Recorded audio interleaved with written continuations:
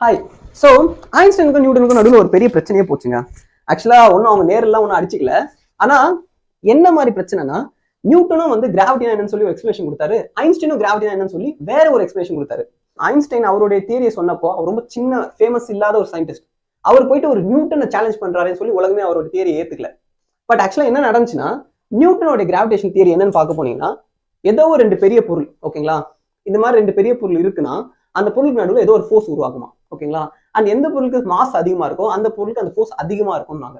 So இந்த force தான் அவர் வந்து கிராவிட்டின்னு பேர் வச்சார். ஸோ டெக்னிக்கலி அவர் வந்து இந்த பொருளுக்குள்ள இருந்து அந்த ஃபோர்ஸ் உருவாகுது அப்படின்ற மாதிரி சொன்னார்.